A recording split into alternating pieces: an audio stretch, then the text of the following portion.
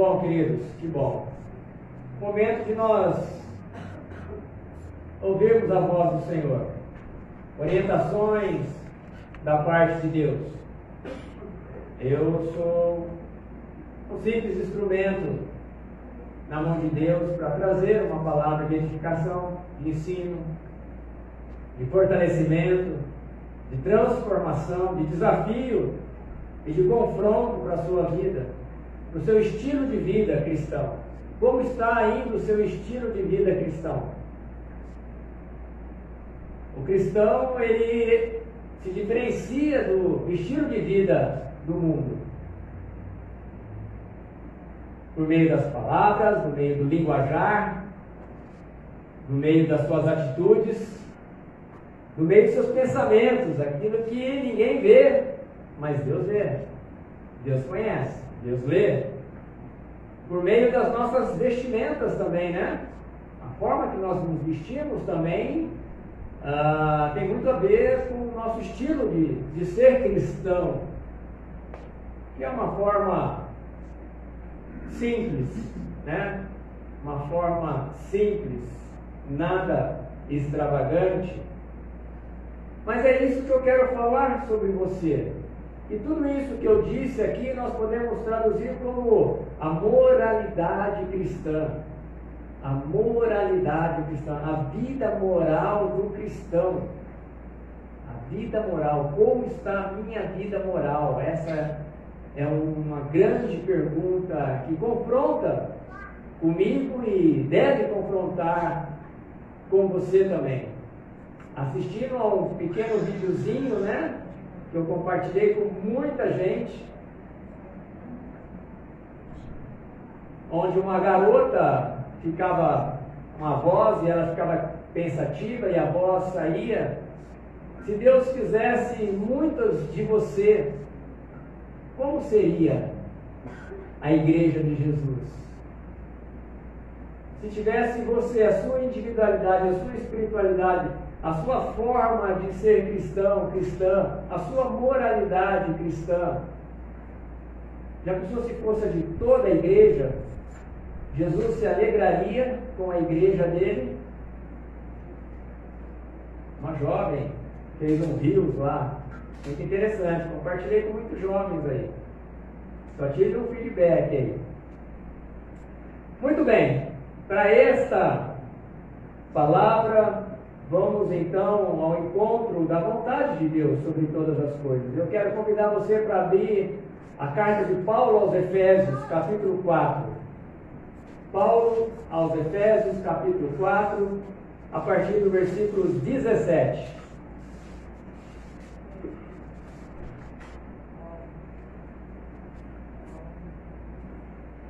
Efésios 4, 17.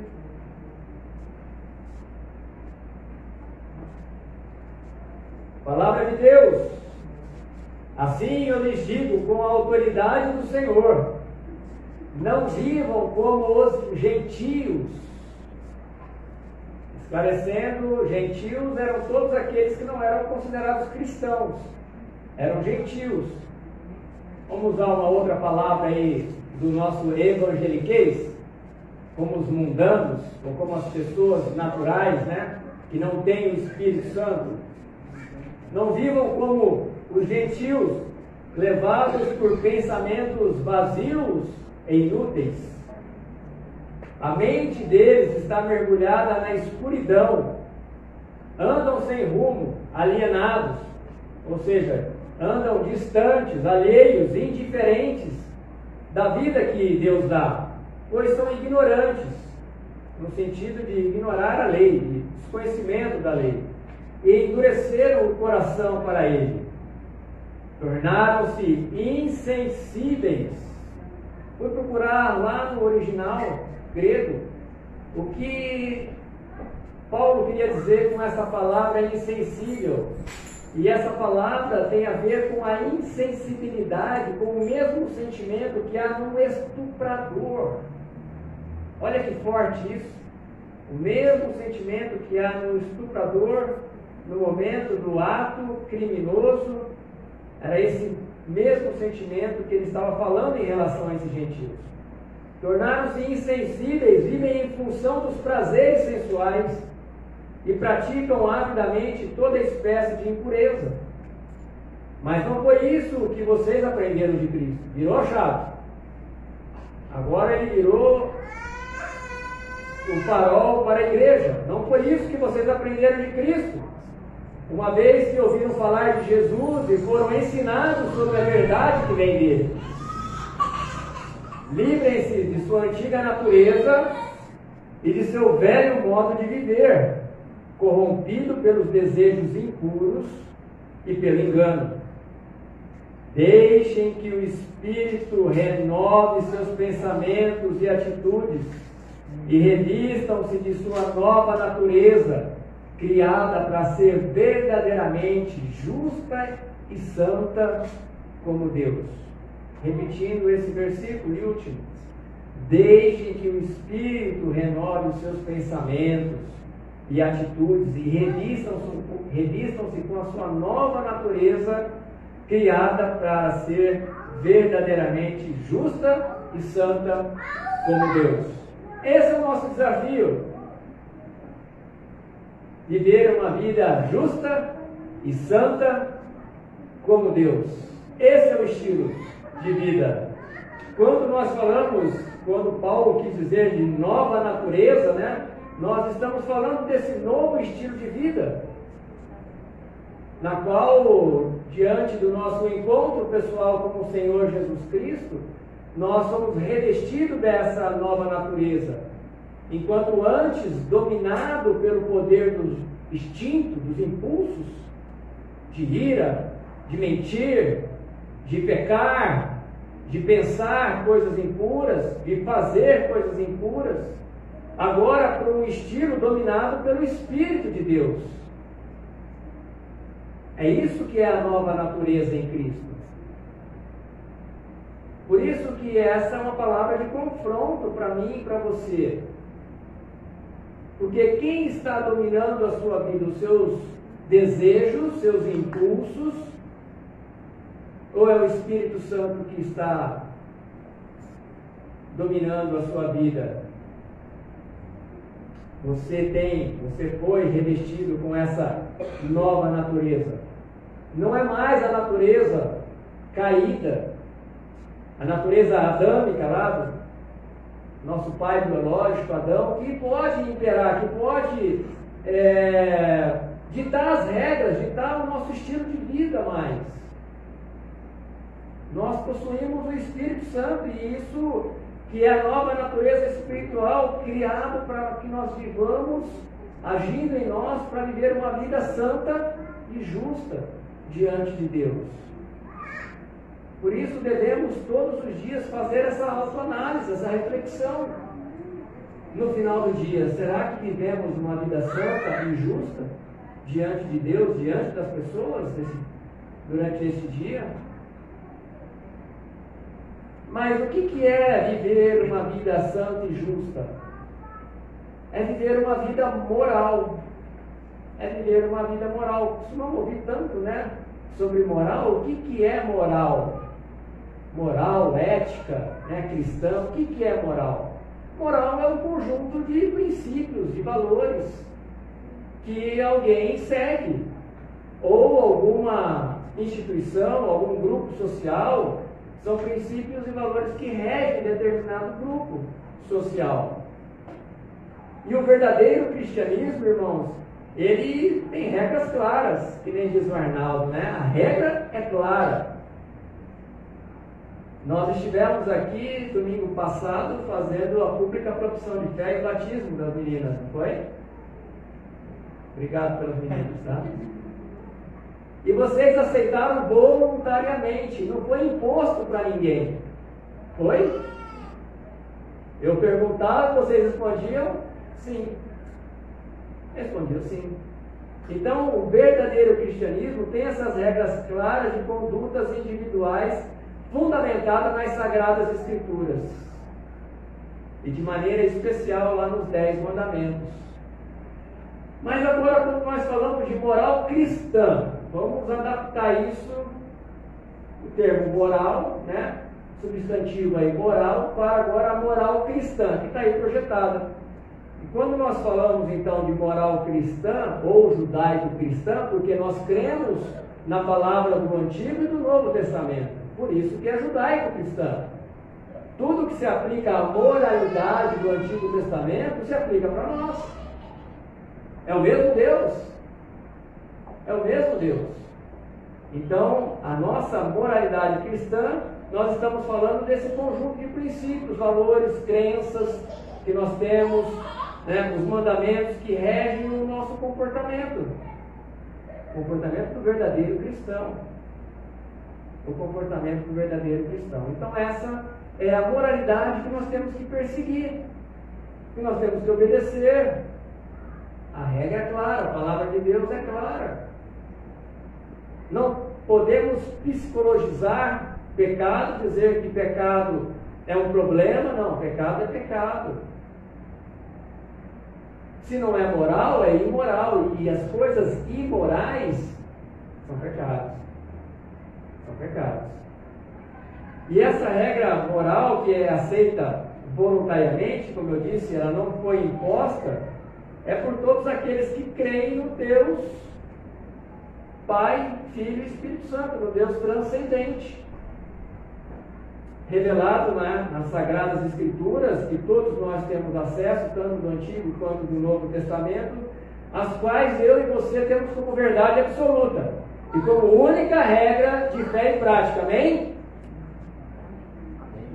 Vou perguntar de novo, porque eu acho que eu falei muito rápido.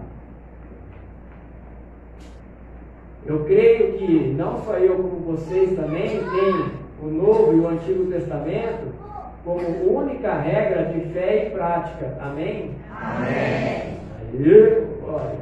Amém. E esses princípios, que valores cristãos ensinados e vividos já pelas nossas crianças, através de vocês, pais, e vocês, avós, tem um valor inestimável para vocês, jovens e crianças, um valor inestimável, porque eles se tornarão, essas nossas crianças se tornarão adultos emocionalmente saudáveis, e não só emocionalmente, mas como responsáveis, adultos responsáveis pelos seus atos, capacitados para terem relacionamentos equilibrados quando forem adultos. Esse é o legado que eu e você, como pai, como mãe, como avô e avó, precisamos deixar para esses pequeninos, e nós os jovens e adolescentes também, para que eles sejam adultos respeitados aí na sociedade. E eu quero passar um slide, faz favor. E dentro da moralidade cristã, que é aquela na qual eu estou dizendo que você, papai, mamãe e eu, temos procurado ensinar valores para os nossos filhos, valores morais, como valor do amor, da justiça, valor de família, de responsabilidade, de trabalho, amor à pátria, que eu fiz questão de trazer esse slide aqui, e onde os pais estão ensinando para os seus filhos a terem já uma consciência política, de amor à pátria, amor ao povo brasileiro, porque muitos de nós crescemos só pegando bandeira e camisa no Brasil em Copa do Mundo, a cada 4 anos.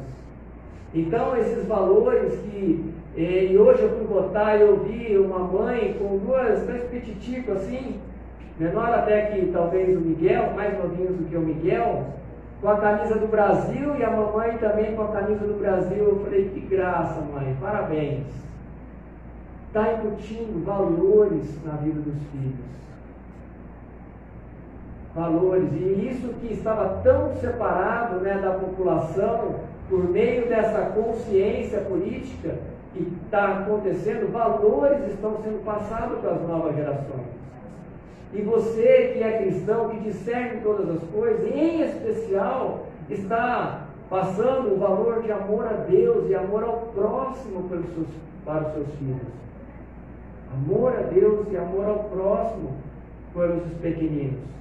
Eu disse no começo, né, que está em Provérbios 29:2, que quando, ato falho, né, que quando os justos governam, o povo se alegra, mas quando os perversos estão no poder, o povo geme. O povo geme, né? O povo geme. Então, nós precisamos estar investindo não só em nós, na nossa moralidade cristã, mas com muita atenção para os nossos pequeninos. Porque nós vivemos tempos difíceis. Enquanto vocês ouvem, as crianças, os adolescentes ouvem aqui palavra de moralidade, eles ficam muito mais tempo lá fora, ouvindo palavras sobre imoralidade. Eles estão e nós estamos sendo bombardeados pelas vozes da cultura, as vozes filosóficas, as vozes da imprensa, as vozes de todos os meios de comunicação, de coisas imorais. E tem uma que vocês sabem que tem me chamado a atenção, na qual eu tenho estudado e tenho ministrado, que é a filosofia marxista, esquerdista, progressista, socialista. E dessa filosofia saem outras muitas ruins, que têm atacado o povo de Deus e muito mais a sociedade que não tem discernimento sobre isso. Nós vimos que os gentios são levados por pensamentos vazios e inúteis, que nem Paulo disse. A mente deles está mergulhada na escuridão, estão alienados, distantes, longe da vontade de Deus. Insensíveis e vivem dominados por pensamentos sensuais e vivem em função dos desejos carnais.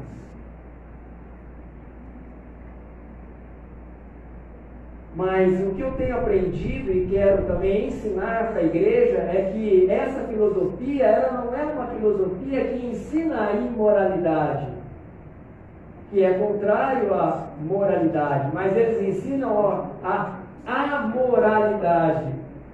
O prefixo a aí significa uma negação da moral. Amoralidade talvez seja um termo novo para muitos de vocês. Vamos ver então? Passa para mim. O que então prega essa doutrina, né? Para quem estuda, para quem está pesquisando sobre o assunto, vai ver que ser amoral é aquela pessoa que não tem senso moral. Quem não tem princípios ou obrigações morais, ou seja, regra para a conduta moral. Então é sem moralidade. Você faz o que dá na sua cabeça. O certo ou errado depende de você, não depende de costumes, não depende da cultura de uma nação, se era judaico-cristã ou se era muçulmana. O que rege o comportamento do homem é o que ele quer, é o que ele pensa ser certo e errado. Isso é ser amoral. E é claro que quando eu falo dessa filosofia, eu estou querendo dizer da ideologia. É isso que a ideologia ensina, é isso que está na essência dessa ideologia. Não estou falando de pessoas, porque muitos desses discípulos desse filósofo, né, o Karl Marx, que eu disse semana passada, eles ainda, né, foram criados nessa cultura judaico-cristã. Eles continuam casando em igreja católica, continuam batizando seus filhos, né, continuam tendo uma série de atos aí religiosos, né, que tem demonstrado ainda algum tipo de valor judaico-cristão, sem perceberem que essa ideologia, na sua essência, rejeita a moralidade cristã. Rejeitam todos os valores e as nossas tradições. A esquerda, então, ela oferece aos discípulos de Marx um sistema de crenças e valores amorais. Portanto, não há moralidade. Cada um faz o que acha ser certo. Não tem regras, não tem princípios morais. Se eu acho que é certo fazer determinado comportamento, eu vou fazer e não vou me incomodar. Essa agenda, né? Ela, na verdade, ela busca desconstruir tudo aquilo que é moral. Esse é o grande intento dessa filosofia. Desconstruir tudo o que é moral. Tudo ainda que impede que essa doutrina, essa filosofia possa assumir de vez uma sociedade, uma das barreiras é a moralidade cristã. Por isso que eles querem desconstruir, porque desconstruindo, derrubando essa barreira da moralidade, como a família, como nós falamos semana passada, como a igreja de Jesus, são todas barreiras que impedem que essa doutrina se estabeleça no nosso país. Não sei se eu falei isso semana passada, mas os países vizinhos aqui do Brasil estão sendo dominados por essa filosofia porque tem cristãos fracos. E quando o povo desconhece o poder de Deus e a sua palavra, o povo sofre. Como diz o profeta Oséias, o meu povo, Deus falando por meio do profeta, o meu povo sofre por falta de conhecimento, do meu conhecimento do poder de Deus. João 8,32, conhecereis a verdade vos libertará. A verdade espiritual, mas a verdade sobre as vozes que estão aqui também ao nosso redor, ao nosso derredor. Discernir essas culturas para que, como cristão, nós não sejamos contaminados por isso. E sendo contaminados, vamos contaminar quem? Os nossos pequenos. Vejam como é problemático. Vamos ver aqui o filósofo, né? O que o criador dessa doutrina disse. O que ele falou? O que Karl Marx ele disse? Os costumes comunistas apoiam em toda parte qualquer movimento revolucionário contra a ordem social e política existente. Então a essência deles é isso. Por meio de movimentos de luta, movimentos de ódio, desconstruir tudo aquilo que é a ordem social. A igreja é uma ordem social? Sim. A família é uma ordem social? Sim. Então tudo que é ordem social, eles querem destruir. Sistema penal, por exemplo, é uma ordem social. Sistema político, sistema de leis, querem então desconstruir tudo isso daí. E a gente sabe que ele falou isso lá no século XIX. E no século XIX, pouquíssimo tempo, gente, que são 200 anos, é muito pouco,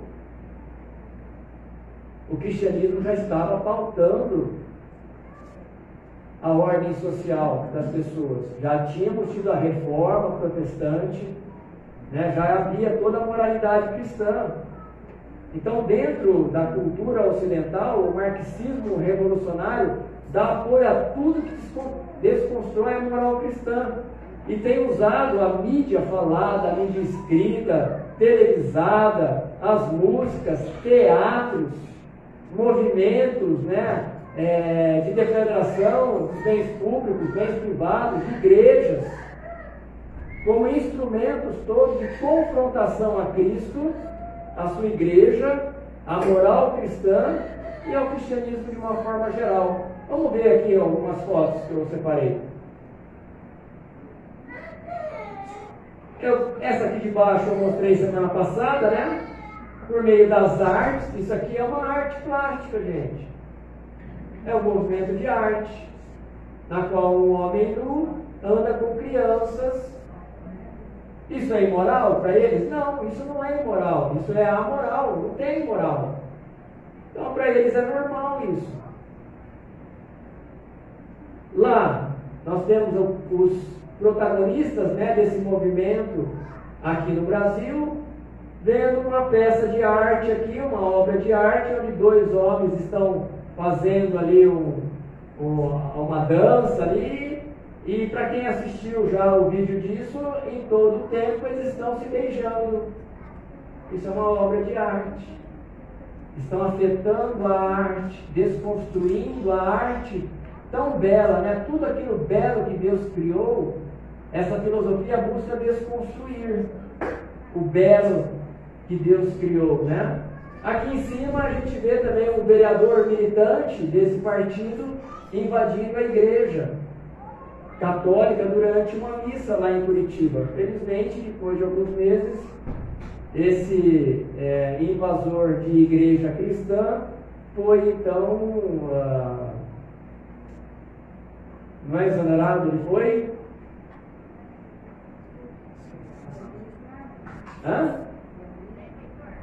Ele foi expulso da Câmara dos Vereadores, caçado. Isso.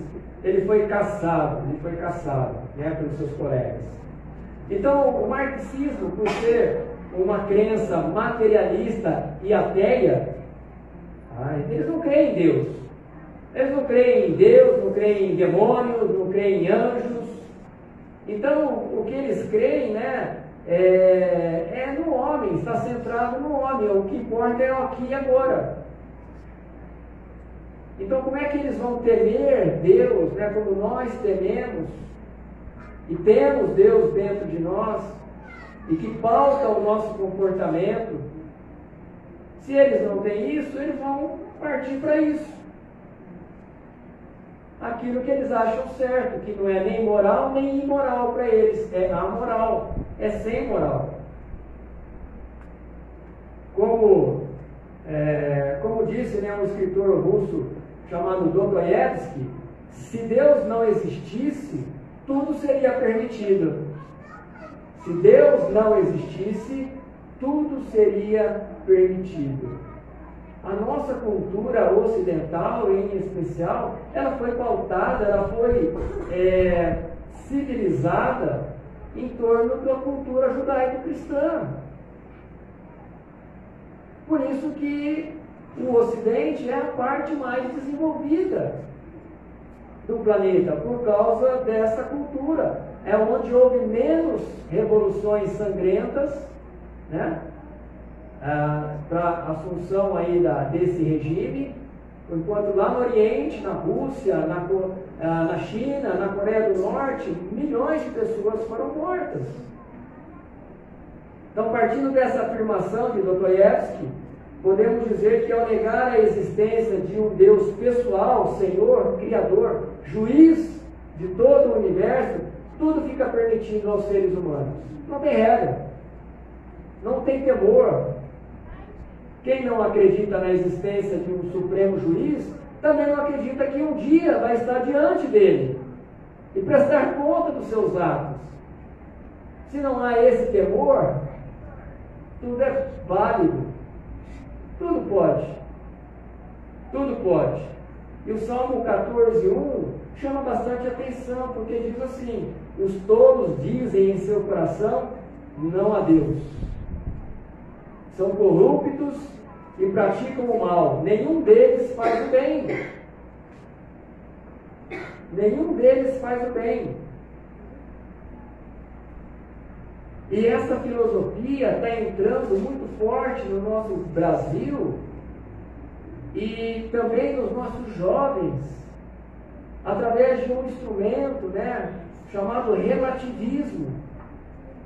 E tudo por conta desse relativismo tem sido flexibilizado. E presta atenção nisso que eu vou dizer agora, né? Essa atual geração que nós chamamos de pós-modernidade, que o que tem valor hoje pode não ter mais amanhã, diferente de nós conservadores, né? Conservadores que somos, cremos na palavra de Deus que já estaria há milênios, né? Como eu disse semana passada, Cada um tem a sua própria verdade e tudo é relativizado conforme o coração pecador de cada um. Conforme o coração pecador de cada um. E eu quero falar para vocês algo que eu vivenciei quando um jovem da igreja veio perguntar para mim: pastor, se o senhor fosse vereador, e tivesse pautado um projeto de lei que autorizasse o casamento entre pessoas do mesmo sexo, o senhor votaria sim ou não? Um jovem da nossa igreja me perguntou isso. E agora, hein, pastor? Eu falei duas coisas, meu jovem, e pronto. Primeiramente, eu tenho que prestar conta das pessoas que confiaram no voto em mim. Se eu fui eleito pela pauta evangélica, cristã, eu já vou falar não de pronto, né? Porque senão eu vou trair meus eleitores, do ponto de vista político. Do ponto de vista do nosso temor a Deus, é não também, porque Deus criou o casamento hétero, né? Pessoas de sexos opostos. Ah, pastor, porque aquela pessoa ali, aquele colega, aquele irmão está em dúvida e aquele outro votaria a favor. Estavam ali próximos de mim. Estavam ali próximos de mim. Então veja como a verdade, o nosso sistema de crenças e valores está relativizado. Não é coisa que eu ouvi falar, foi coisa que chegou até mim. Outro bom exemplo dessa relativização é a defesa do direito da mãe a abortar, que eles tanto querem, porque nesse caso o valor da vida é relativizado pela idade. O bebê, então, com ali poucas semanas ou poucos meses, não tem ainda vida, não tem ainda valor. O que importa é o desejo da mãe. Meu corpo, minhas regras, que é um dos motes aí desse sistema, ou desse movimento feminista, que é um braço dessa corrente filosófica que eu estou falando para vocês. Está sendo relativizado o valor da vida, por conta da idade, porque ainda não nasceu. Passa mais um slide. Está aí, movimentos, ó. Liberdade para dentro do meu útero. Jovens, mulheres jovens, olhem. É isso que eu estou querendo dizer para vocês. Jovens, mulheres jovens. Lá, uma coisa horrível, né? Uma mulher, da direita, uma mulher simulando um aborto, saindo ali. Coisas como se fossem bolsas de sangue ali. Algo horrível. Isso tem a ver com moralidade cristã. O Senhor diz que nos conhece desde quando éramos informes no ventre das nossas mães. Será que um feto tem valor para Deus? Porque para esse tipo de corrente filosófica não tem nenhum valor. Zero. Mais um, Tiago. Vamos analisar ainda, né, as ameaças à moralidade cristã. Aqui um jovem depredando um espaço privado. Olha que coisa! Uma geração está sendo formada, uma geração que despreza os valores da moral cristã. E ainda que não seja cristão, né, pode até ser ateu, mas até o ateu ele tem uma moralidade, um conjunto de regras de vida. Mas aqui eles pregam a moralidade, então tudo é válido. Pela descriminalização da maconha, ou seja, legalizar o uso da maconha. E eu sei que pela função pública que eu exerci na polícia, nos bombeiros, a maconha é a porta de entrada para outras drogas pesadas. Assim como o furto simples, que é aquele subtrair alguma coisa de alguém, né? Vou levar embora, a pessoa não vai perceber. até os roubos, naquele onde há violência para o subtrair alguma coisa. O grande ladrão, aquele que chega a matar as pessoas, ele começou com um furto simples. Subiu lá, pulou o muro, furtou uma peça de roupa do varal. Esse é um furto simples. Depois ele está roubando a mão armada. Então será que é isso que nós queremos para o nosso Brasil?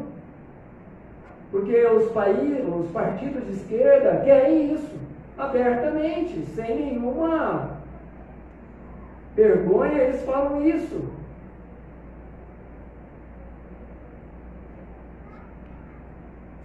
Aqui embaixo, gente, será que nós queremos para o nosso país pessoas que estão pregando em uma ideologia de gênero, confundindo a cabeça das nossas crianças, enquanto eu e você, como pais, num determinado tempo de maturidade dessas crianças, temos que falar com eles, temos que ensinar a eles.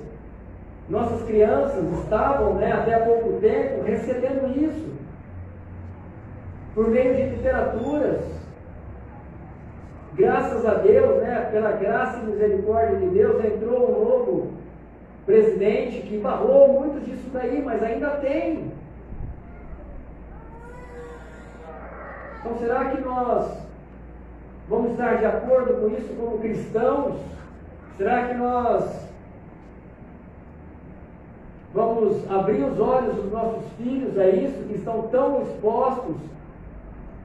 Porque não adianta só falar de Bíblia, nós precisamos fazer a leitura do que está acontecendo, para contextualizar dentro da palavra de Deus. Não só os nossos filhos, mas eu e você. Agora, se você já sabe o que eu estou falando, ensina para o outro.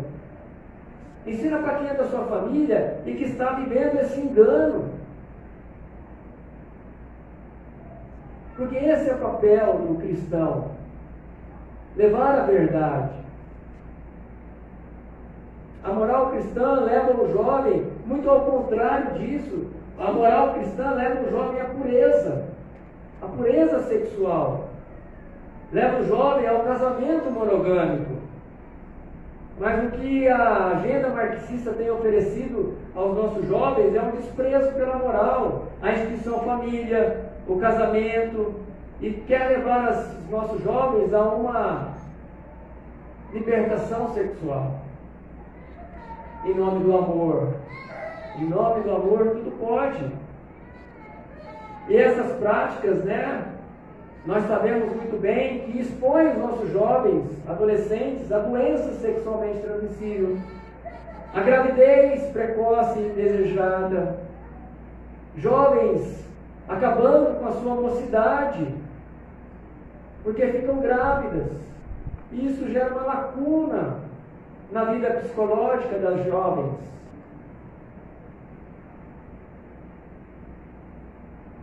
Jovens trazendo uma sobrecarga para os pais, porque os pais acabam assumindo, porque a jovem vai para o campo de trabalho e deixa para os pais e avós, que às vezes não têm condições, e trazem uma sobrecarga para os pais e avós. Para não dizer os cristãos, os jovens cristãos que chegam na faculdade e não têm nenhuma base sobre isso e acabam se desviando. Encontram lá os militantes que rejeitam todo tipo de valor, de moral cristã, e acabam se envolvendo com essa mentira.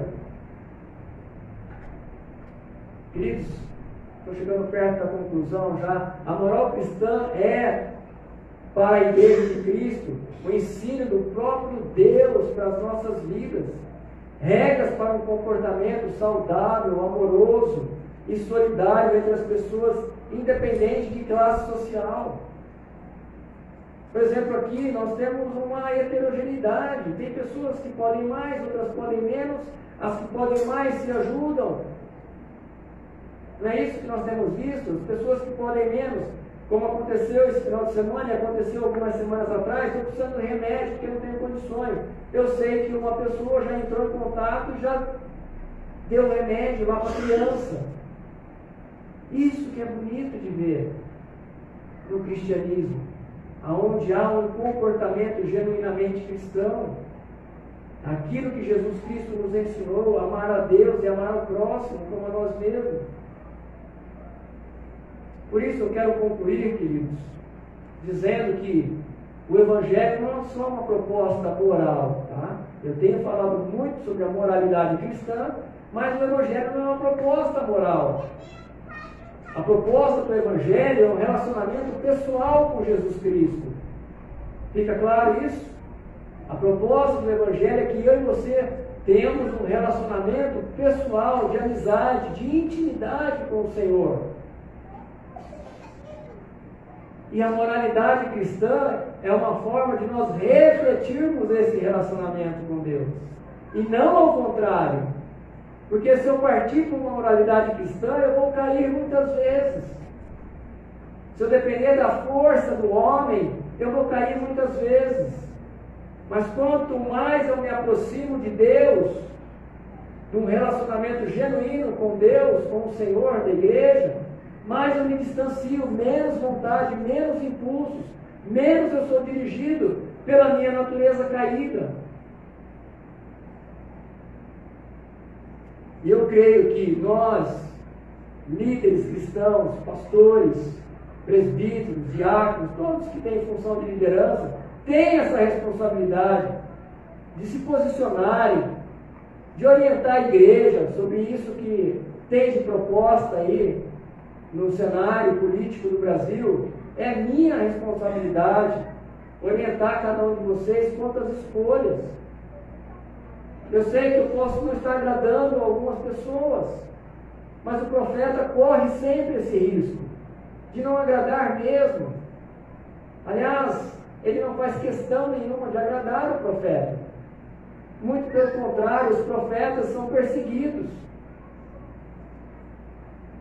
É isso que a palavra de Deus nos diz. É isso que a gente viu acontecer com o nosso Senhor Jesus, que pregou a verdade. Depois aconteceu com os apóstolos. Depois aconteceu com os pais da igreja. Perseguição, morte violenta. Depois aconteceu com todos os heróis da fé. E vem acontecendo com cada um de nós, que erguemos a bandeira do Senhor Jesus, do Evangelho, como verdade, única verdade, verdade absoluta. Não há relativização alguma, não há relativismo nenhum para nós. A moralidade cristã, ela é fixa, ela é conservadora, ela não flexibiliza. Os céus e a terra passarão, mas a palavra do Senhor não passa e não muda.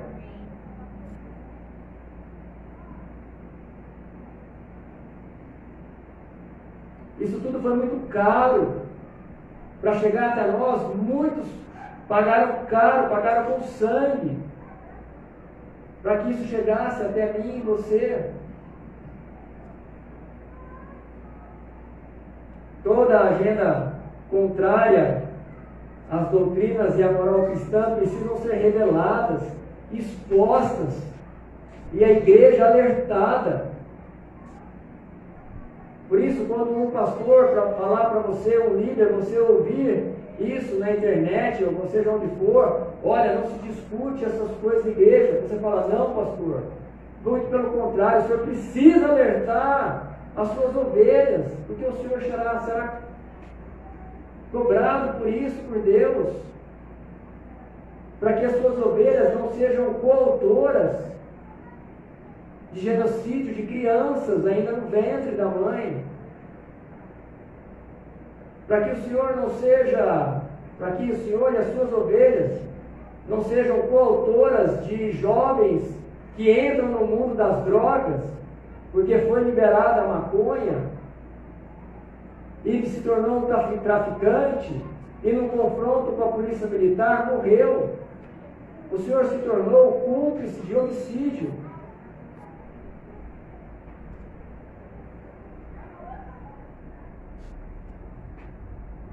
Por isso eu quero fechar com esse, mais um querido, com esse slide aqui. Defender esses valores, então, da moralidade cristã, não é só um dever dos líderes, não. Tá? Não é só o dever dos líderes, é dever de todos. Dever de todos. Eu pego emprestado um artigo 144 da Constituição Federal, que diz assim, que a segurança pública é dever do Estado e responsabilidade de todos. Então, abrir os olhos daqueles irmãos que estão enganados, cegos espiritualmente por essa filosofia, é meu dever e é seu dever. É seu dever também. É seu dever. É uma necessidade de todos os cristãos para a defesa da liberdade religiosa, da fé, da moral cristã, da liberdade de expressão, algo caro, da vida intrauterina, da proibição das drogas, defesa da preservação da propriedade privada, da identidade de gênero de nossas crianças. Nasceu menina, menino, nasceu menina, menina. Isso é identidade e não ideologia. Precisamos não só defender isso, mas como precisamos orar por isso, porque há, na verdade, uma grande batalha espiritual. Essa batalha não se dá somente no nível de voto, de ensino, mas a batalha se dá nas regiões celestiais. Por isso é necessário que eu e você usemos as armas das nossas milícias, que não são carnais, mas são poderosas em Deus. Quais são? A intercessão, a oração específica de batalha espiritual, de discernimento espiritual. Tudo isso é necessário enquanto nós fazemos a oração que Jesus Cristo nos deixou. Pai, venha o teu reino e seja feita a tua vontade, assim na terra como no céu. Enquanto a gente ora isso, a gente batalha por vidas, porque não é da vontade de Deus que nenhuma vida se perca, mas que todos venham a conhecê-lo. E isso acontece por meio da minha vida, por meio do nosso testemunho, da nossa moralidade cristã, e quando nós proclamamos a verdade para as pessoas que estão cegas espiritualmente. Amém? Amém. Que Deus nos ajude. Que o Espírito Santo de Deus nos capacite. Amém. E o que acontecer hoje, a gente possa crer na verdade absoluta, na vontade perfeita do nosso Deus. Amém, queridos? Não seremos enganados. Venha o teu reino, Senhor, e faça-se a tua vontade acima da minha, acima da nossa. Feche os olhos. Gaste um instante de oração. Faça um exercício de um autoexame. Como está a sua vida, o seu estilo de vida? Qual é o seu estilo de vida?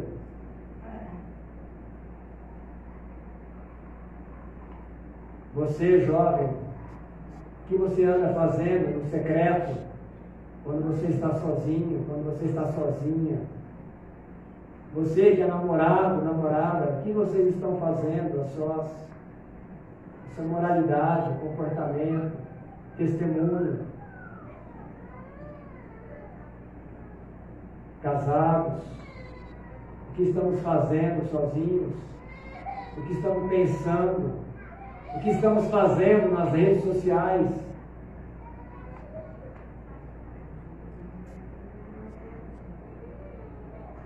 Isso é muito sério.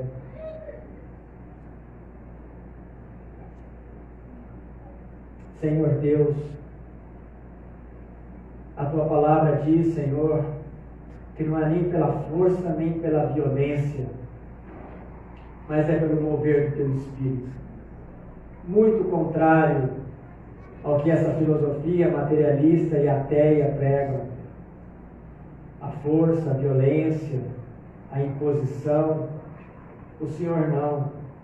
O Senhor se move em nossos corações de uma forma tão doce, profunda, mas impactante, de que transforma o nosso ser, e nós, pela liberdade e pelo amor que o Senhor enche os nossos corações, nós obedecemos os teus mandamentos, sem imposição, mas por amor, por gratidão. Nós fazemos tudo isso, Senhor, e queremos ainda ser muito usados por Ti para levar esta palavra, Senhor, que cura, que liberta, que salva o pecador. Usa, Senhor, capacita cada um de nós aqui que ouviu essa palavra hoje, para que não só com o nosso testemunho, mas também com a nossa palavra possa defender o Teu Evangelho, Senhor. Possamos ser homens e mulheres que dominam a Tua palavra, Senhor, e que discernem tudo o que está acontecendo, e que pesquise, que leia, que sinta interesse, Senhor, de crescer no conhecimento para não ser enganado e não permitir um engano na vida dos outros. Em especial do nosso próximo, Senhor, das pessoas que estão próximas de nós, cônjuges, filhos, netos, pais, amigos, tios, primos, irmãos que estão optando, Senhor, como se fosse aqueles vereadores que votariam sim. Tira a escama, Senhor, tira esses irmãos do engano, todos aqueles que estão enfeitiçados, obras de encantamento, que não têm esse discernimento, Senhor, resgata esses irmãos, como já temos ouvido de muitos que deixaram esse engano, Pai, que somente a obra do Teu Espírito Santo pode fazer isso. Que eu, Pai, e essa igreja sejamos portadores dessa boa palavra, Senhor. Dessa palavra que vem tirar toda a escama e surdez espiritual dos nossos irmãos. Nos ajuda, Pai querido, em nome de Jesus Cristo. Nós oramos agradecidos. Amém. Amém,